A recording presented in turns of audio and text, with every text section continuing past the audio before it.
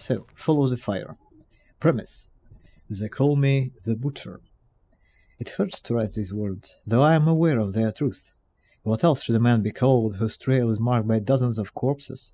Corpses which are not mute witnesses of a battle or an accident. No, corpses which are solely the result of my own doing. Ah, nice. A self-made man, sort of. Men, women, elders, children, priests, merchants, travelers, whores. My murders seem to follow an inscrutable pattern whose arbitrariness will put an icy veil over everyone's heart. But of course, this will not be what heralds will proclaim. For them and the Holy Order, I will be no less than a monstrosity, a pathless demon. Here we go with the path. Who has been led astray by his own mundane cravings. They will call me an evil man, a beast with a heart black as midnight, because those are colors in which the world prefers to think, black and white. No one will ask about the how and why. Even these pages will be hard to acquire, for the Holy Order will surely do everything in its power to prohibit their printing, which is why I shall congratulate you, whoever you may be, for holding them in your hands. With this assembly of withered pages, you shall be given insight into my very own thoughts. Do not understand them as a justification for my deeds, because this is not what they are. I assume full responsibility for what I have done and desire no absolution, neither from Malthus, whose supposed divinity is something I nowadays merely smile upon, nor from people justice or some strange greater power whose true nature we have not yet learned to comprehend. This book is no more than a testimony of the strange and inscrutable happenings yonder which have made me into what I am. Follow the fire. It was a dull, cold, and wet morning that would change my life forever. Yes, somehow it almost seemed as if that day Mother Nature, as a response to the festivities of the preceding night, had decided to recover herself with a dreamy, nondescript day. The reason for the aforementioned festivities had been the so-called Star Summer Night, which every year marks the beginning of a new spring, and in which the night sky is illuminated by dozens of wild, untamed starfires. While the common people, however, use the occasion to indulge in their mundane cravings, whether by drinking in smoky taverns, dancing around the first delve of spade, or having cultivated conversations at a masked ball. For us clerics it means nothing but a night filled with processions, sermons, and prayer. After briefly attending the joyous speech of a mayor and giving my priestly blessing to the commencement of the festivities, I suddenly retreated into the temple and prayed until both my knees and tongue were sore, just like the holy verses oblige every priest to do. It was of no significance whether the cleric was a high priest, or as I was in this case, merely a simple, insignificant father in an even simpler and more insignificant village. Mine was called Fogwell, and was situated on a constantly windy, sparsely vegetated cliff at the very west of enderal. It owed its name to, would have guessed, the pale, thin wafts of mist which every morning descended on the village's countenance like a mourning veil over the face of an old widow. I still remember this last gaze yonder, which I threw upon the poor houses at the bottom of the hill the village's temple was enthroned upon, after the dissonant orchestration of lute music, animated laughter, and popping of corks. An almost eerie silence had laid upon the village. Only here and there a lonesome figure would be seen, and heard moving through the cool mist, and even the baker's chimney remained still. I feebly smiled into the face of the village I had grown up in. My father, who actually wasn't my father, claimed to have found me wrapped in linen and lying in a basket near a way shrine on a mist road. I had been abandoned, and the man who later became my father took me into the village, full of devotion and grateful for the divine gift. However, before his untimely death only 10 years later, I never got rid of the feeling that his compassionate act was due to the fact that he found me right underneath a statue of Malthus, and not because of his wish for a child. Actually, know what we're gonna do, though? gonna add some music to it because this is gonna take ages. I do want to read it though, which is the thing, which might be a bit weird, but I do. But it's kind of a lot. Too loud. Yeah, kind of like that. Anyway, no. Just move this here. No. Okay. So, his father didn't want a child.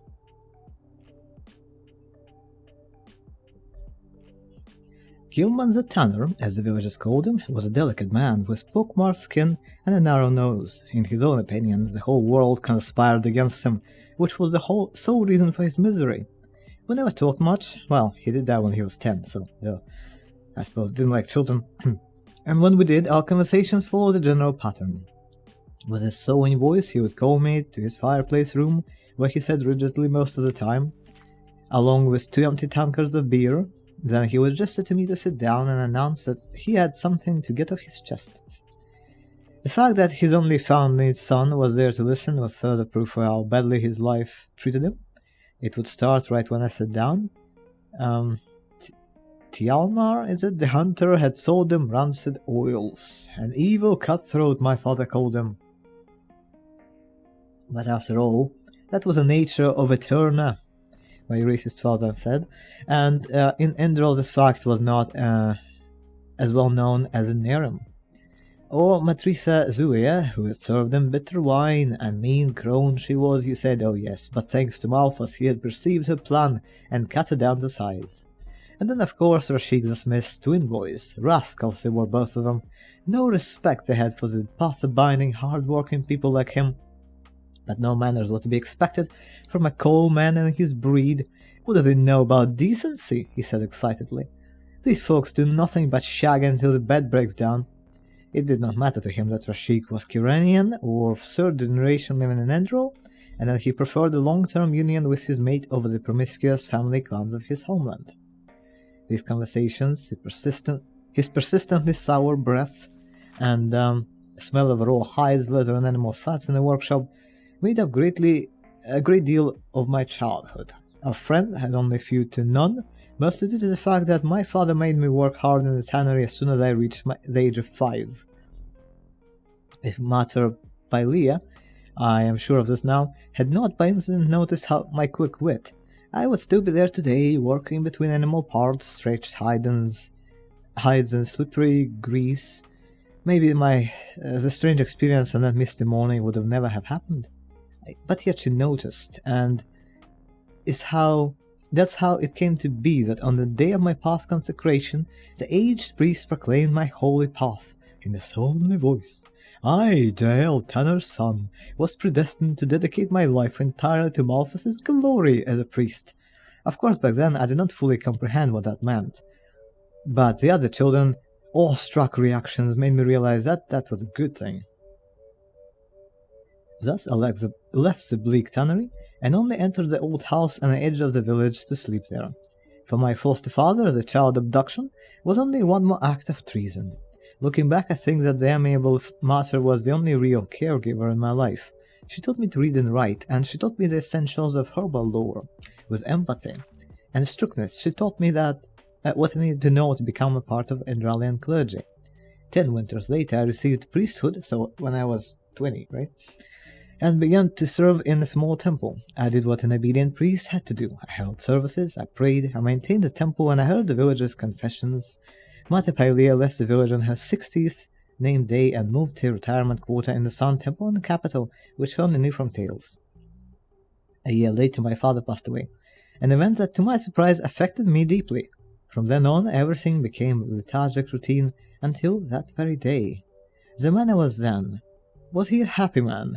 I'm not able to tell. When I try to recall the first 28 years of my life, my memories seem like fading words on an old parchment. My reason tells me that I was blessed in a way. The life of a priest was pleasant and constant, without highs and lows. I had enough to eat, I had a home, and enough pennies to afford the services of a wandering whore from time to time. Very priestly thing to do. I knew that according to the holy verses, I would enter the eternal path at the end of my days, my path trodden, my task fulfilled, But things turned out differently.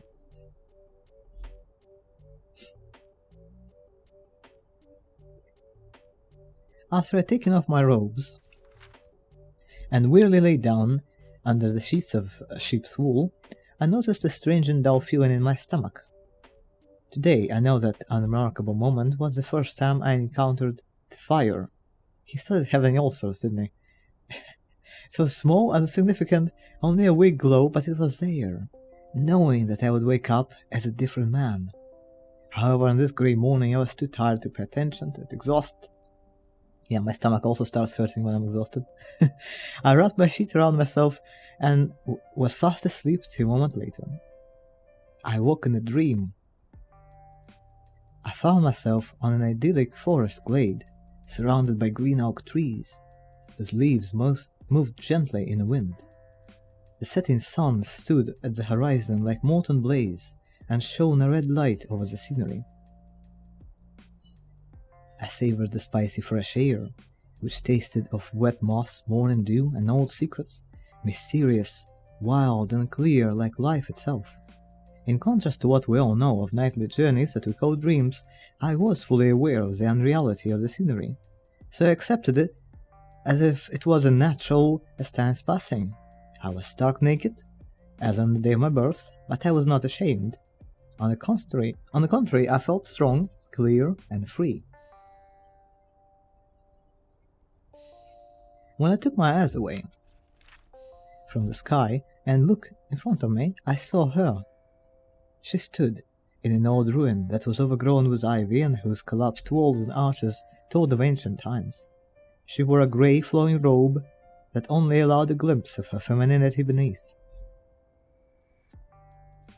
Her hood hung deeply over her face, so only the tender and delicate parts of her cheeks and chin were visible, a sight that would have stemmed from the imagination of a Kyrenian painter.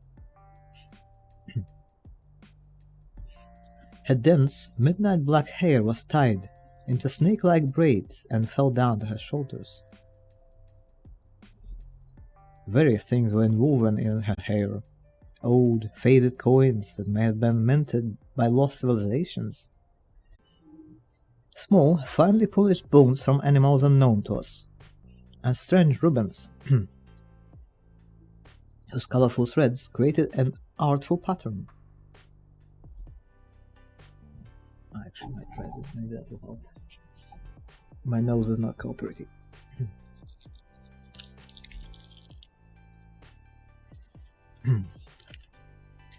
But it was none of that hypnotized me and drew me towards the veiled figure in the ruin. It was her smile.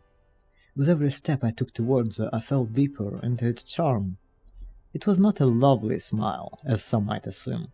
It was a mixture of melancholy, rage, hope, and love, a symphony of contradicting feelings which I thought to be irreconcilable. It was a smile that was almost able to speak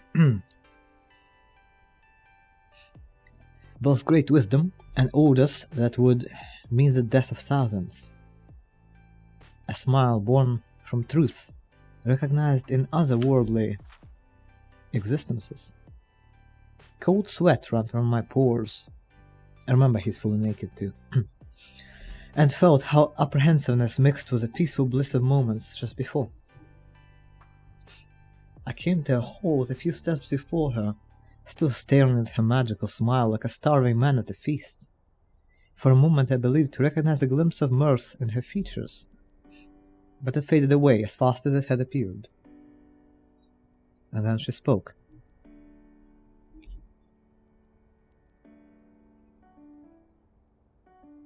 "You are dying, Jael."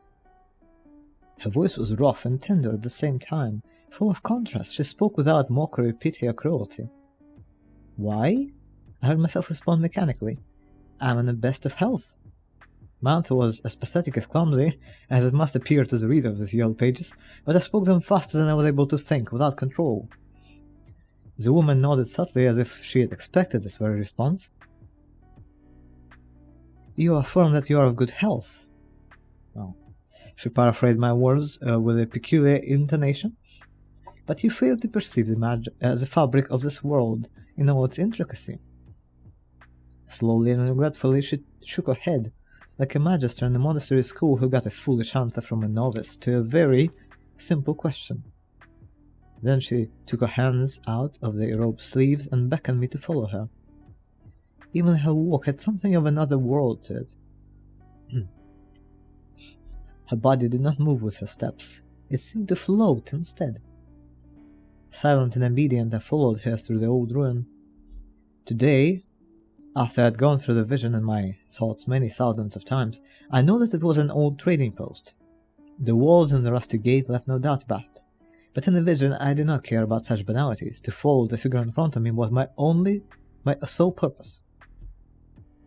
She stopped in front of an old, overgrown tower, presumably once the heart of the ruin, and opened the iron-cast door, which swung aside in a eerie, silent manner. "Go, Jael," she said. "Go, and perceive the truth." Those were the last words I heard until the horrid discovery inside the ruin, for when I was about to reply, she was gone. For the first time a feeling of uncertainty mingled with the confidence that I had had at the beginning of this vision. I was still aware of the fact that my physical body was lying on a bed in a modest chamber in another world. I also knew that I could decide to wake from this wonderful and terrible vision, yet I did not. Why? I'm unable to say. Was I out of curiosity? Was it a sense of fate that covered the ruin like a sin transcendent sleeve? I don't know. I entered.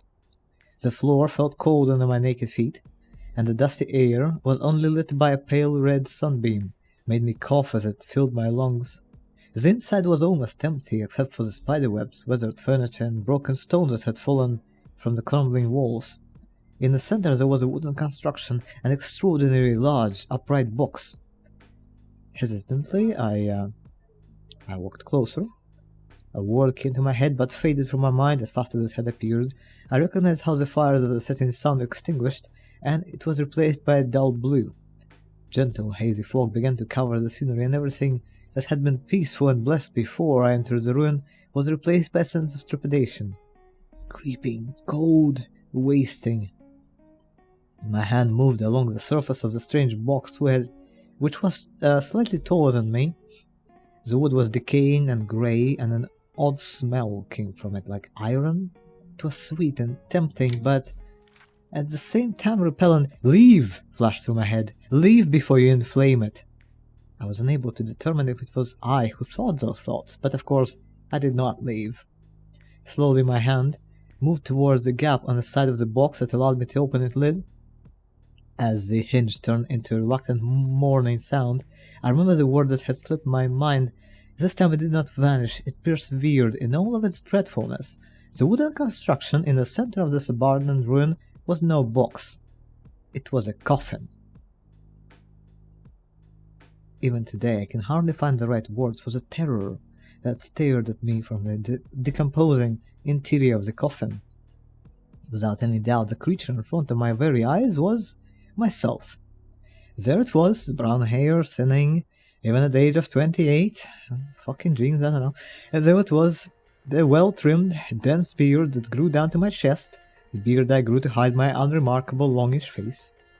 And there it was, the crooked nose, giving my face a vulture-like appearance, making me avoid my own reflection in the mirror. But the body in the coffin was dead. Hence the coffin, clenched in the moment of dying.